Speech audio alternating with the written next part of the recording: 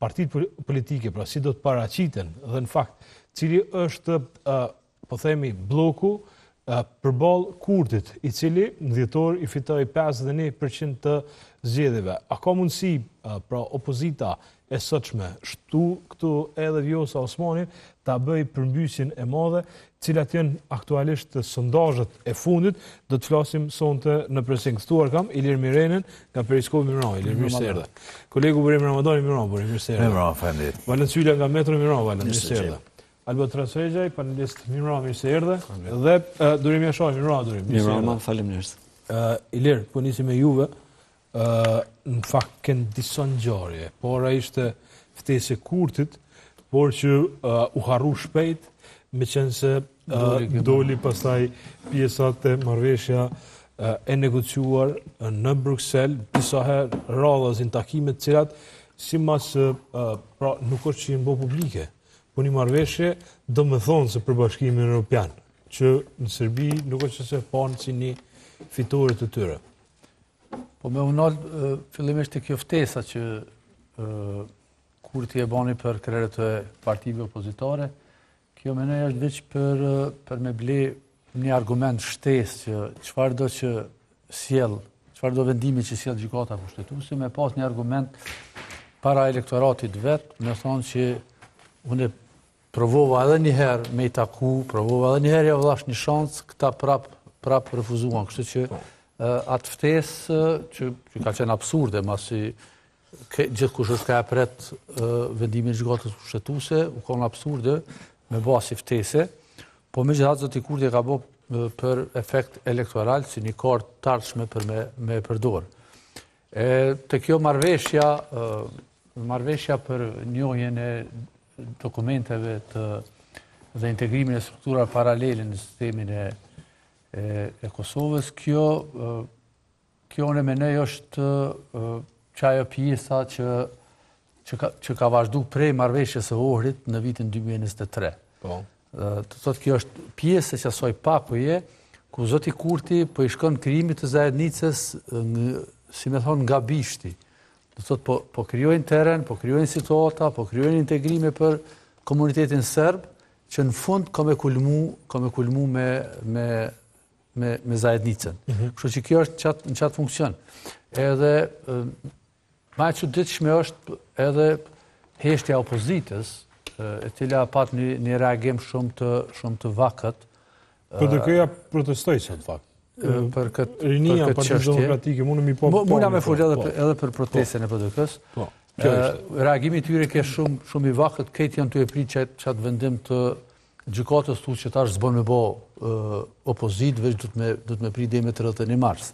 Që në të vërtet është desht me bo, me konë ma aktiv, sepse kjo mas pare vetë përfaqësuesi BE-s në konferencë për Shtyp me Kurtin, tha kemi pas bisedime intenzive, edhe është mirë, opozita pse nuk ka kërkon. E përmendi dikush ta Albin Kurti ma heret, kanë bo protesta, ja kanë lyp proces verbale të bisedave që janë zhvillu. Ai vetë përfaqësuesi BE-s tha, kena pas bisedime intenzive, kërkush nuk pyet çka u bisedu, çfarë koncesione u bënën. Kështu që është e çuditshme kjo sjellje. Mendoj që protesta e Rinisë Demokratike, sado që është e qellume, unë mendoj që këto protesta nuk i kam peshën e vet, përderisa këto protesta nuk i shohim vet krerët e kësaj partije, nuk i shohim ata që e përbëjnë grupin parlamentar të kësaj partije, sepse protestat e Rinisë Demokratike me figura që pak kush i nje, nuk është që qojnë nej pesh diçka. Tash na vazhdimisht thirremi edhe i krahasojmë protestat e vetëvendosjes përpara që i kanë bo. Tash du të me pranu që vetëvendosja kur i ka bo protestat, në balë tyne gjithmonë u kanë Albin Kurti. U kanë që kjo paria e vetëvendosjes që aty e në kajën të rejtë zvarë me polici, kanë protestu. Edhe këtu nuk ishe do figura të Rinisë Demokratike që pak kush i nje. Kështu që menej që nuk ka efektin e duhur kjo, nëse këtu nuk ishe Vedri Hamzën, Vlora Qitakun, Rani Ismailin, veç këta më ronë menë që tash. Okej, Burim, që ishte kjo marrëveshje, pra, që disi, pra, në ra pak në zgabim, me qenë se dyqysh dialogu, ka kohë që nuk e kena përmend, ndërkohë nëse pra deklarata e përfaqësuesit të Bashkimit Evropian ishte që ka pas intensivisht takime për me emri këtë marrëveshje. Në fakt, na ka hyrë fjala marrëveshje, po kjo s'është marrëveshje. Këtu s'ka marrëveshje. Për shkak se me pas marrëveshje do duhet me pas dy palë, cilat e kanë një interes përbashkët edhe që arrin një pikë përbashkët, po pa hyrë aty. Këtu s'ka marrëveshje. Kjo është rënje prej një presioni jashtëzakonisht madh që ka ndodhur, sidomos në 2 javët e fundit, dhe kulmi i këtij presioni ka ndodhur me dikon 11-12 mars, kur ka hyrë në lojë edhe kreu i kishës serbe, edhe ka shkruar letra dhe ka pas komunikim me numër shumë të madh kancelarive evropiane, edhe aty ka qenë kulmi i presionit që ju ka bërë Kurtit, o qeverisë Kosovës, dhe rrjedhimisht, tash paradoksalisht, po i ka dalë e vërtet ajo që thëke Kurti para 2 vjetëve, që evropianët kur po vinë në Prishtinë, po vinë me kërkesat Serbisë si kërkesat Evropës. Dhe në këtë rast kjo është dorëzuar kërkesave të Serbisë, sepse këtu marrëveshje nuk ka. Këtu ka vetëm dorëzim para një kërkese të Serbisë, që ka qenë jo zbatim strikt i ligjit për të huaj. Politikisht ka qenë disfat për Kosovën, teknikisht është antiligjore, sepse nuk ka asnjë vendim, asnjë procedurë për ndryshim të ligjit, dhe me këtë shimpe, pra nuk ka marrëveshje, veç shimpe, është ndryshuar ligji në zbatim. Dhe kur ndryshohet ligji në zbatim, do duhet me pas vendim Parlamentit Kosovës, pra me ndryshim të ligjit. Ose, si pjesë e atyne që quhen udhëzime administrative, është dosh qeveria mbledhjet e qeverisë me marrë vendim, me përcaktu disa procedura, cilat zguzojnë më kanë antiligjore. Pra ndaj këta s'kanë marrë vendim, se po të kishte vendim, dikush nashta edhe kishte gjykatë kushtetuese në herë, me pa që është kundër kushtetuese me pranu dokumentet që i lëshën strukturat ilegale të Serbisë në Kosovë. Dhe strategjikisht për dialogun, për evropianët dhe për Serbinë, i bie që thelbi këtu është një hap për me fillu diskutimin ose dialogun për statusin special të kishës ortodokse serbe në Kosovë, sepse roli i patriarkët Porfirie ka qenë jashtëzakonisht aktiv.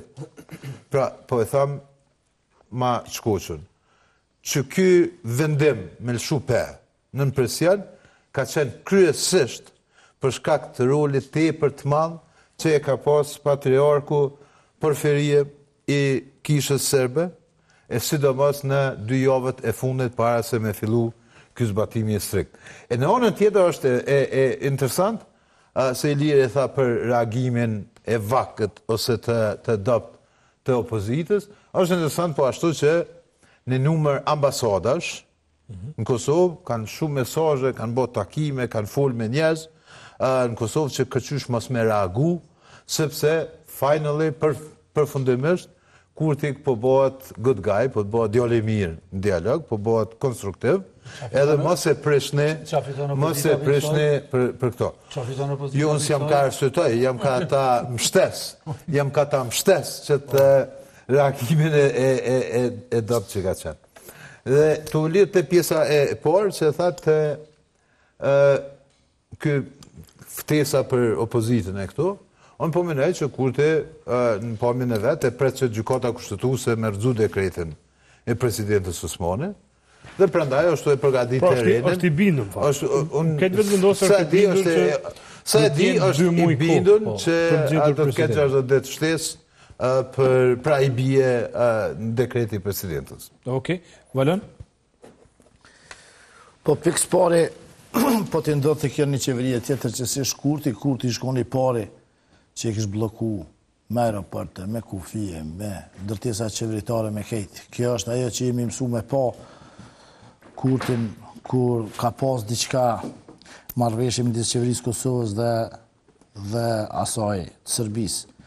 Problemi këtu është që Kurti, do me thonë, përpos që është dorëzu, nga vetë taktika e vetë që ka bon veri, e ka shty qaq fell, do me thonë, taktikën e vetë, sa që tash me dur të veta, duhet me lëshu penin se s'ka kush e lëshon mo, i ka përzonë. Fjala është për një krizë humanitare, cilën e ka paraqit po ashtu kisha, që është e përmeni burimi patriarhu Porfiri Perić, i ri, i cili bën thirrje të këtë vendet e BE-s, aty s'ka motra medicinale, s'ka më mësus, s'ka studenta në shkollë dhe gjithsesi duhet të bëhet një lejim. E aj lejimi qka është? Aj lejimi është me pranu Sërbin që o hjek pe Kosovës pe vitit 2013 deri tash. Pra, krejt lufta institucionet të Kosovës për 13 vite se o folë në Bruxelles, o kanë